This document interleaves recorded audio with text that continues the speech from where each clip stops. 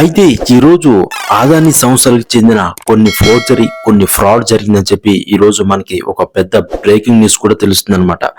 అయితే ఈ విషయం గురించి మనం బ్రీఫ్ గా తెలుసుకోవడానికి నేను ఈ రోజు మీ ముందుకు వచ్చాను. అయితే వీడియోకి వెళ్ళబోయే ముందు ఖచ్చితంగా వీడియో చూడండి, లైక్ చేయండి, షేర్ చేయండి, సబ్స్క్రైబ్ చేయండి. అయితే ఆదాని గ్రూప్ కి అసలు విషయం ఏంటి, ఎందుకు ఈ ఫ్రాడ్ జరిగింది, అసలు కారణాలు ఏంటి అనేది మనం ఈ రోజు తెలుసుకుందాం. అయితే ఆదాని గ్రూప్ మరి స్వతంత్ర భారతదేశంలో అత్యంత వేగంగా ఎదిగిన వ్యాపార సామ్రాజ్యంలో విమానాశ్రయాలు మరియు నౌకాశ్రయాలు నిర్వహణ, పంట నూనెలు, సిమెంట్, విద్యుత్ మరియు ఇలా ఎన్నో రంగాల్లో విస్తరించింది. అయితే ఆ గ్రూప్ సంస్థల అధినేత అయిన దిగ్గజ పారిశ్రామికవేత్త అయిన గౌతమ్ అదాని ఎంత వేగంగా ఎదిగారో ఆయన వ్యాపారాలపై ఆరోపణలు అంతే స్థాయిలో కూడా వస్తున్నాయన్నమాట. అయితే 2023 జనవరి నుంచి చోటు చేసుకున్న కొన్ని ఉదంతాలు అదాని గ్రూప్ ని తీవ్రంగా తీసాయి. అది కూడా స్టాక్ మార్కెట్ షేర్లో కానీ వీటిలో కానీ చాలా తీవ్రమైన ఒడిదుడుకులు ఎదుర్కొంటున్నాయి. అయితే అదాని గ్రూప్ సంస్థల్లో అవకతవకలు జరిగాయంటూ అమెరికా షార్ట్ సెల్లర్ సంస్థ హిడెన్బర్గ్ ఆధారాలు కూడా వెల్లడించాయి. అయితే ఏడాది క్రితం ప్రకంపనలు సృష్టించిన సంగతి మనందరికీ కూడా తెలిసిందనమాట. అయితే దీంతో అదాని గ్రూప్ సంస్థల షేర్లు కుప్పకూలాయి ఒక్కసారిగా. ఇప్పుడు మరోసారి అదాని గ్రూప్స్ పై ఆరోపణలు వచ్చాయి. అయితే లంచం ఆరోపణలు అమెరికాలో కేసు కూడా నమోదైనట్టు మనకు తెలిసిందనమాట. అయితే దీంతో అదాని కంపెనీ షేర్లు మళ్ళీ డౌన్ ఫాల్ అయ్యాయి. అయితే చూసుకుంటే ఒక్కరోజు దాదాపు 2 లక్షల కోట్ల పైగా నష్టం వాటిల్లినట్టు మనకి తెలుస్తుంది. అయితే అసలు ఏంటి అనేది మనం ఈ రోజు బ్రీఫ్ గా తెలుసుకున్నట్టయితే, అయితే ఒక భారత కంపెనీ భారత్ లో అధికారులకు లంచం ఇచ్చిందన్న ఆరోపణలు అమెరికాలోని కేసు ఎలా దాఖలైంది, అయితే అసలు విషయాలు ఏంటనేది ఈ రోజు మనం పాయింట్ టు పాయింట్ తెలుసుకుందాం.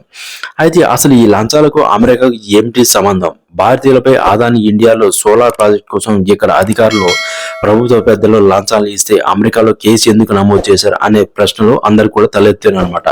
అయితే ఈ ప్రశ్నలకు సమాధానం తెలియాలంటే ఈ విద్యుత్ కొనుగోళ్ల ఒప్పందాల్లో భాగస్వామ్యంలో ఉన్న కంపెనీలు కూడా మనం తెలుసుకోవాలి.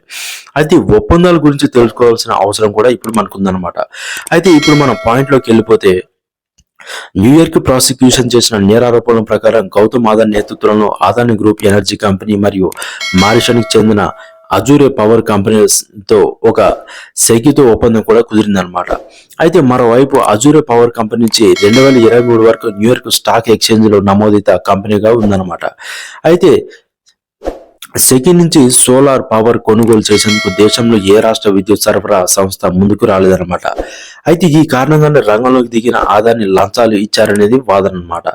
మొత్తం 4 రాష్ట్రాలకు ఒకే కేంద్ర పాలిత ప్రాంతానికి చెందిన డిస్కంలైన భారీ లంచాలు ఇచ్చి ఒప్పించారని చెప్పి ఇక్కడ పెద్ద ఆరోపణ. అయితే అమెరికాలో ఇన్వెస్టర్లు లేదా మరి మార్కెట్ లో సంబంధం ఉన్న పక్షులను విదేశాల్లో అవినీతి వ్యవహారాలను పరిశీలించేందుకు అమెరికా చట్టాలు అనుమతిస్తాయి.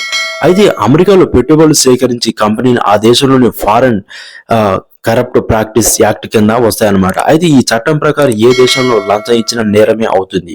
కాబట్టి ఈ నేపథ్యంలో 2022లో అమెరికా దర్యాప్తు ప్రారంభించిందనమాట. అయితే ఈ దర్యాప్తు కూడా తెలుస్తుంది ప్రారంభించినట్టు. అయితే 2020 నుంచి 2024 మధ్య అదాని గ్రూప్ కంపెనీ అంతర్జాతీయ ఆర్థిక సంస్థలు మరియు యుఎస్ఏ ఏఎంసీల నుంచి కూడా $2 మిలియన్ నిధులు సమీకరించారని చెప్పి మనకి గుర్తించిందనమాట. అయితే అలాగే అమెరికాలో పెట్టుబడులు మరియు సంస్థలకు సెక్యూరిటీ విక్రయాల ద్వారా కూడా దాదాపు $1 మిలియన్ సేకరించినట్టు దర్యాప్తు వర్గాలు తెలిపాయి.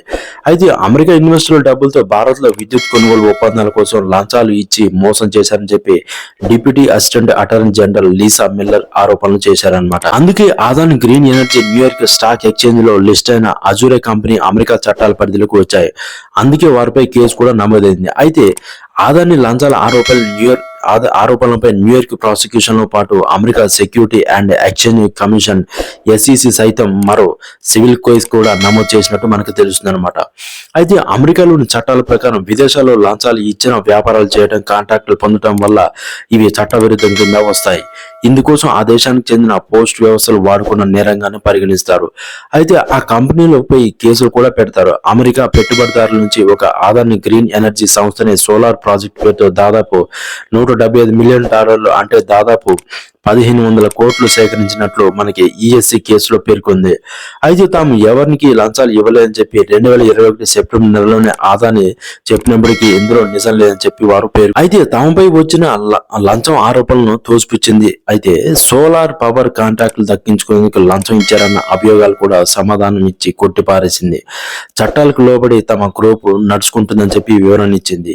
అయితే ఈ అంశంపై న్యాయపరంగా ముందుకెళ్లే అంశాన్ని పరిశీలిస్తామని చెప్పి వారు కూడా పేర్కొన్నారు. మీరు కూడా ఏమనుకుంటున్నారో ఒకసారి నేను కూడా తెలుసుకోవాలనుకుంటున్నాను. ఖచ్చితంగా వీడియో చూసి లైక్ చేయండి, షేర్ చేయండి, సబ్స్క్రైబ్ చేయండి గైస్.